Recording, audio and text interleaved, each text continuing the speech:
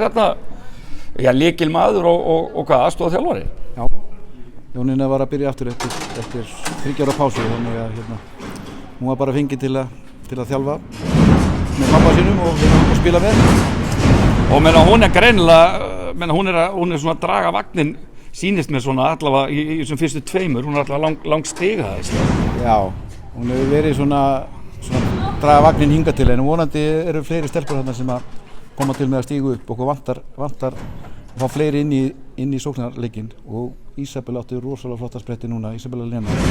En vonandi kemur hún til með að gera meira og fleiri stelpur. En þess að þín dóttir, er þetta, hvað er hún að fá þetta beint úr bara föðuleik eða er mamman líka sprækkað? Mamma spilaði líka körfubolta, Okay. Þannig að það er mikið rifrildi á heimilinu hvor hefur gefið hæfileikana í þetta, en allir þetta kom bara ekki frá mömmunni. Já, ok. En svona hvað svona tekur út úr þessum leik? Þetta var mjög erfiður leikur eins og við vissum fyrirfram. Grindavíkurliðið er frábært og rosalega efnilega stelpur þarna í þessu liði, eins og hún Hekla verður örugglega frábær leikmaður í framtíðinni. En við náðum að hanga aðeins í þeim í fyrri hálfleik og ég var ánægður með það. En við höfðum kannski ekki alveg burði til að spila heila leik núna í dag, en vonandi seinna í vetur. Það getum við hangið lengur á þessu.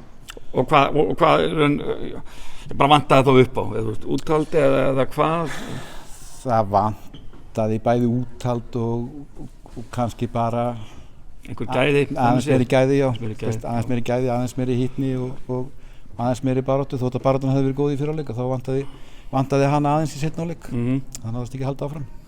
En mjög skemmtilegur leikur, ég hafði mjög gaman að þessu. Og ég ætla að hrósa aftur stelpunum í Grindavík, þær eru alveg rosalega efnilegar. En ykkar svona markmið þar sem eftir lifir tímabils? Nú er þetta tímabil náttúrulega bara nýlega að byrja, þannig séð. Hver eru markmiðin? Markmiðin er bara að búa til lið sem að vonandi getur haldið áfram að spila fyrir Ármann og svona festi okkur kannski í bara sessi. Festi okkur í sessi. Við vorum svo lánsum að ná að vinna fyrsta leikinn og það var kannski eitt markmið að ná einu leik af því að það tókst ekki fyrir 2 árum þegar við vorum í lið. Nei, ég sá það, þið voru bara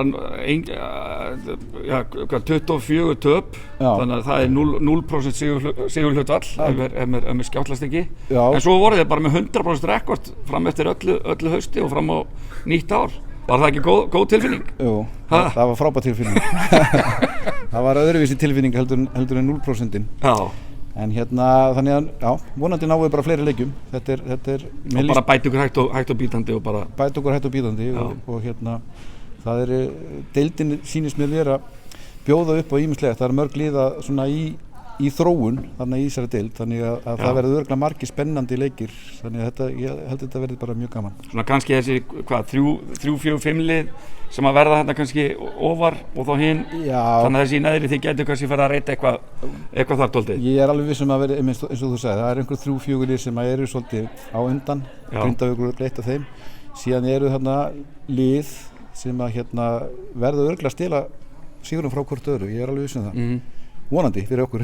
Nákvæmlega. Hörðu, flottir, takk fyrir og gangið vel. Takk fyrir. Bye bye.